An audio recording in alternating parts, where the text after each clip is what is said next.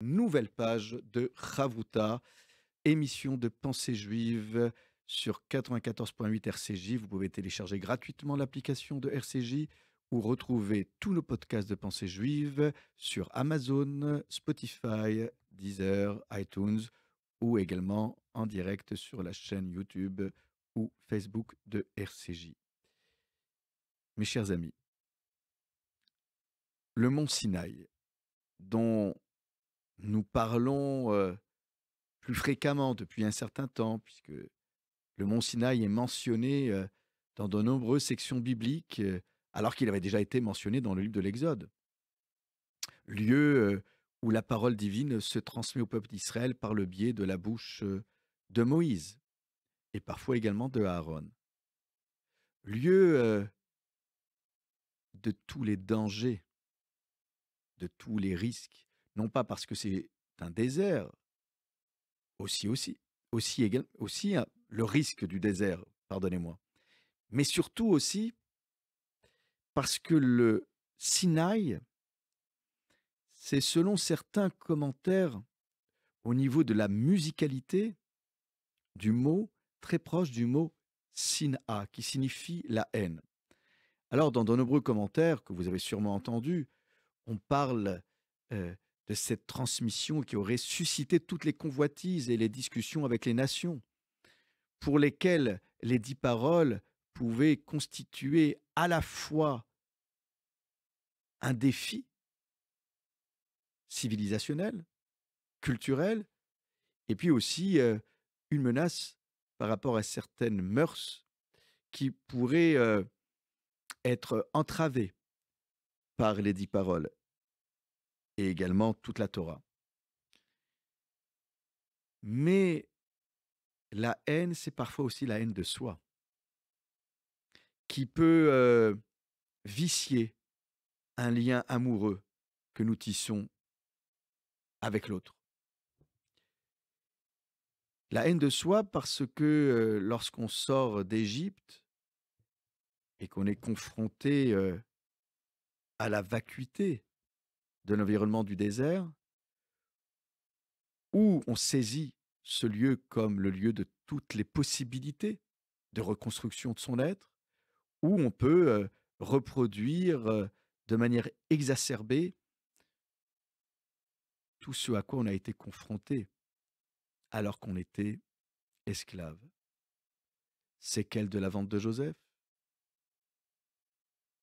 un lien familial qui n'aurait pas été totalement reconstruit et réparé, des rivalités claniques, tribales, qui pourraient parfois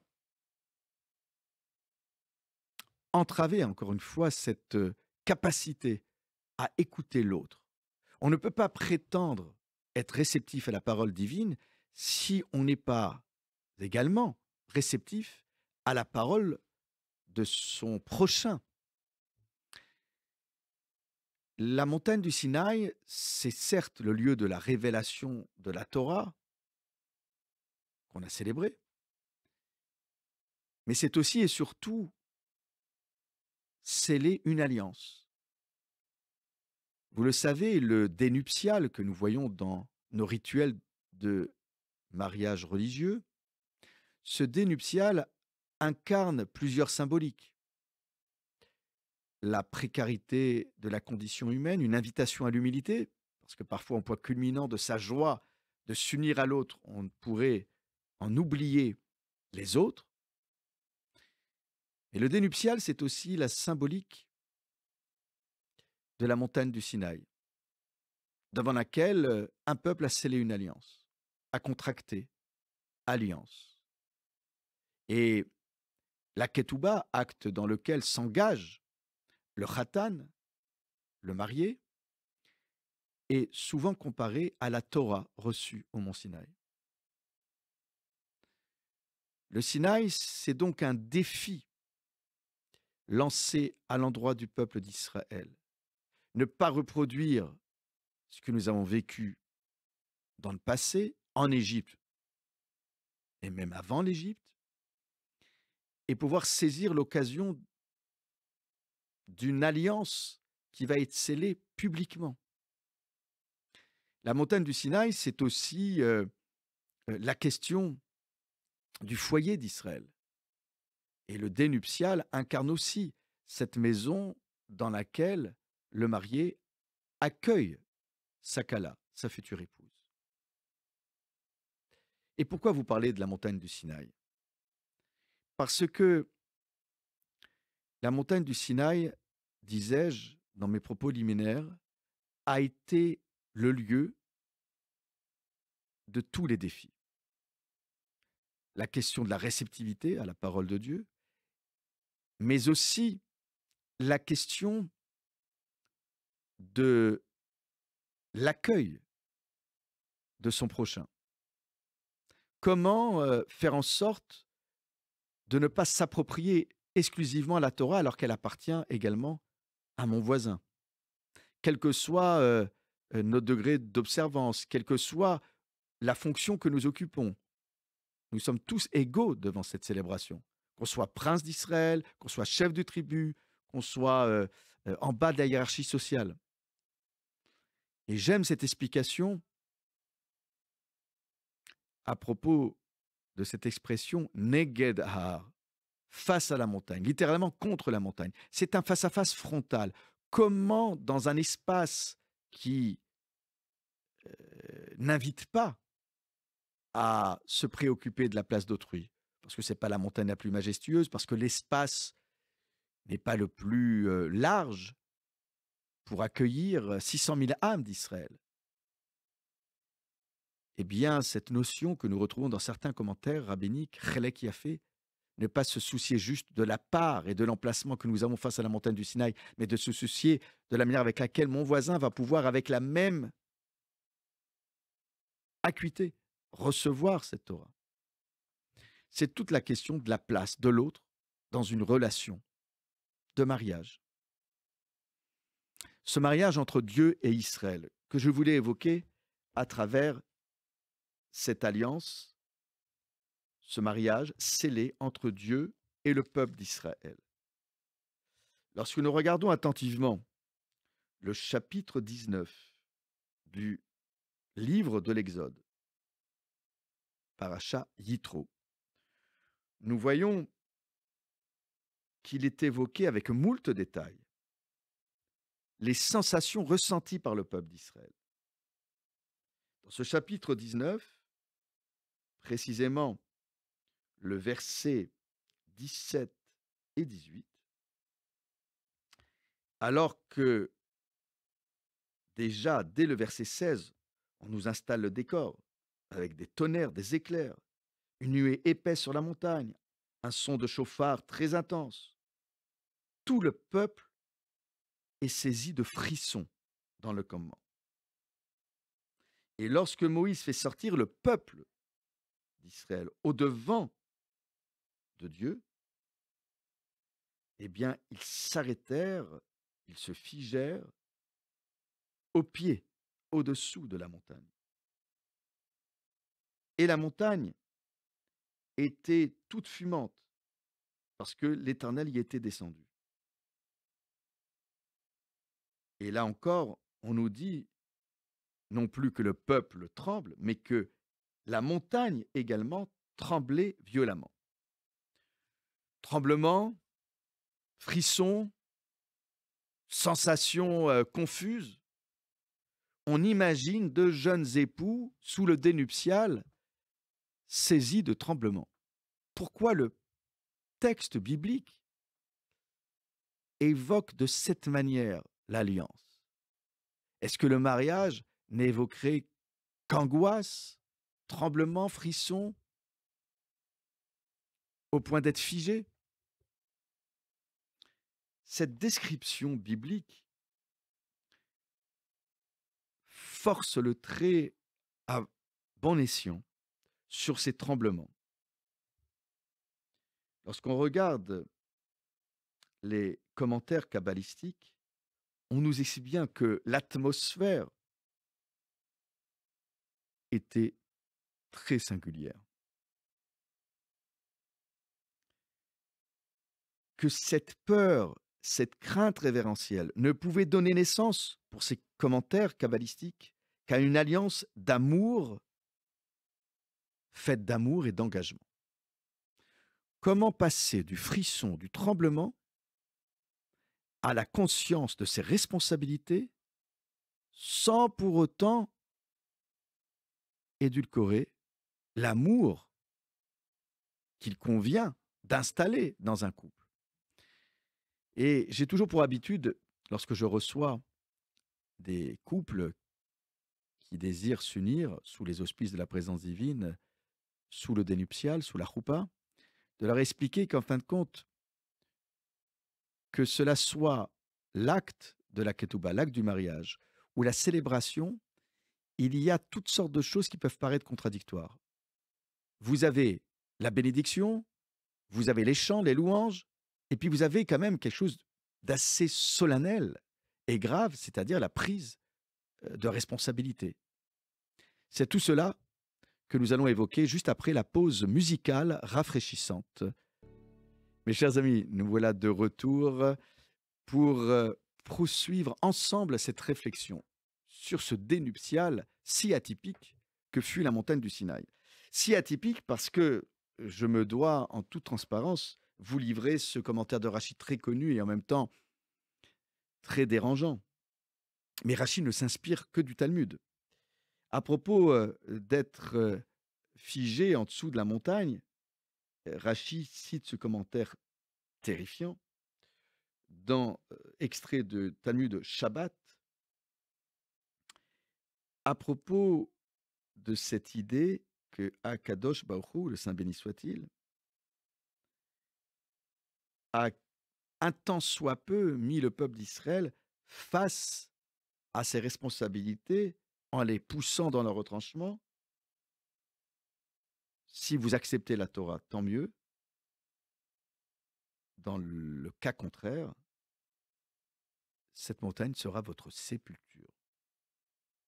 Comme si je vous renverserais la montagne sur vous pour vous ensevelir. C'est ce qui est quand même une formule peu glamour, vous en conviendrez, à propos d'une montagne qui est censée incarner le dénuptial. Alors, je vous dirai de manière anecdotique qu'il m'est arrivé de voir en plein air une choupa qui s'est envolée avec un coup de vent dans des terrains dénivelés, ce qui ne nous a pas empêché de poursuivre avec un talit de fortune pour le porter au-dessus des têtes des mariés. Mais revenons à ce commentaire si dérangeant.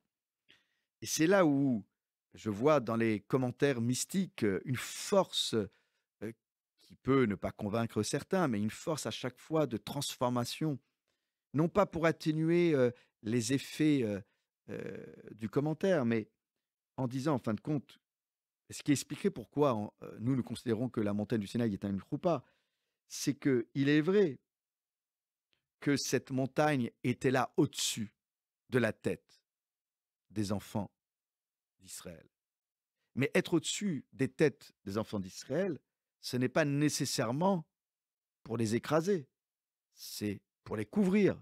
Et donc, si nous avons intégré dans notre conscience populaire que le dénuptial, c'est la montagne du Sinaï et que la montagne du Sinaï, c'est la choupa, c'est le dénuptial, c'est comme pour conjurer ce commentaire. En somme, cette choupa ne serait pas constituée juste d'une force exécutoire, comme pour rappeler au khatan ses obligations, mais qu'il y aurait également toujours de l'amour. Comment concilier amour et responsabilité? Comment faire en sorte que ce mariage soit vécu de manière amoureuse et non pas juste comme une manière d'endosser une responsabilité juridique parmi tant d'autres? Dans la Torah, il y a beaucoup d'amour. Vous connaissez tous le schéma Israël, où avant de dire tu feras ou tu ne feras pas, il y a ve'afta, tu aimeras, sans conteste. Donc il faut qu'il y ait de l'amour entre Dieu et Israël et entre Israël et Dieu. Mais cet amour, il doit être encadré. un cadre dans lequel on pose les termes de cet amour. Ce qui veut dire que le cadre contractuel et légal ne vient pas pour occulter l'amour, bien au contraire. C'est un amour encadré et nous croyons dans la tradition juive que parce que la loi, ça peut étonner, fait intrusion aussi dans cet amour pour mieux l'intensifier, pour mieux le sanctifier. La ketouba, l'acte du mariage, l'acte d'engagement, ce sont 10 obligations. Comme pour faire écho aux 10 paroles, aux 10 commandements. 3 obligations d'origine biblique et 7 autres obligations qui ont été rajoutées par les rabbins du Talmud. Le peuple d'Israël a contracté alliance. Tout amour est fait d'étincelles. Et comment faire perdurer cette étincelle? Dans certaines coutumes, on accompagne avec des bougies, des rangées de bougies qui viennent encadrer la kala et le khatan. Et il est vrai que nous avons à l'esprit cette formule du prophète Osée, Oshéa, chapitre 2, versets 21-22. Et dans certains rituels, nous les connaissons d'autant plus que pour les 3 alliances faites pour terminer les lanières sur la main, c'est « Ve'erastich li le'olam » je te fiancerai à moi pour l'éternité. Je te fiancerai à moi par la pratique de la justice, de la bonté, de la miséricorde. Je te fiancerai à moi en toute confiance, afin que tu puisses connaître Dieu. Il y a donc ici des expressions très particulières. Et cette expression, elle vient comme pour faire écho aussi à tout ce que nous évoquons autour du chiffre 7, les 7 bénédictions du mariage, les 7 tours dans certains rituels que fait l'Akala autour du Khatan. Les 7 bénédictions de la Hamida du Shabbat.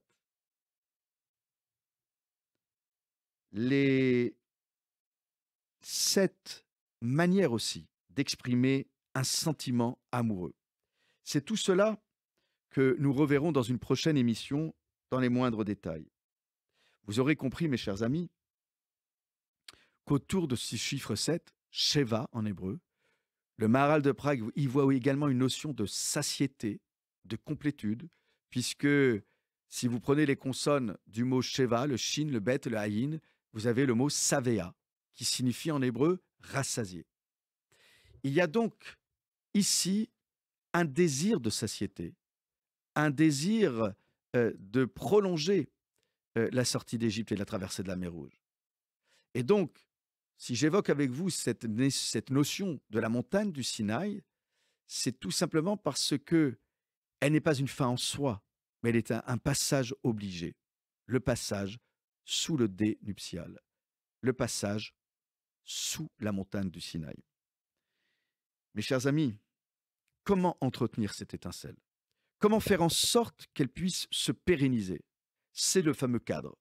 Alors je sais bien que ce n'est pas politiquement correct de parler de cadre légal, du respect de l'autorité, de la chose jugée, du respect de la loi, mais nous sommes très attachés dans le judaïsme à cette notion d'obligation et de prise de responsabilité.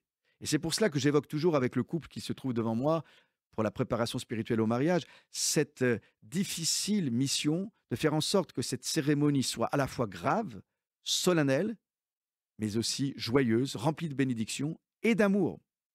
Comment concilier amour et crainte révérentielle de ce cadre légal? C'est toute la question que nous devons évoquer et approfondir ensemble. Nous le reverrons dans une prochaine émission, disais-je, mais gardez à l'esprit que lorsque nous chantons le Chadodi, viens, mon bien-aimé, à la rencontre de la mariée, le vendredi soir, que nous nous tournons à la fin vers la porte, il s'agit bien d'accueillir l'autre. Il s'agit bien également d'évoquer beaucoup d'amour. On ne peut pas parler judaïsme sans parler d'amour. On ne peut pas juste évoquer la crainte de la loi, le respect de la loi. On ne peut pas transmettre cela à nos enfants Cela voudrait dire que ce judaïsme est désincarné. Nous ne sommes pas juste des observants, nous sommes des amoureux de la vie, nous sommes des amoureux de Dieu, nous sommes des amoureux de la Torah, et c'est cet amour-là que nous devons faire régner. Nous poursuivrons cette réflexion autour de l'amour et de l'alliance entre Dieu et Israël dans la prochaine émission. Je vous souhaite un bon Shabbat, soyez heureux, soyez bénis, à très vite, Shabbat, Shalom.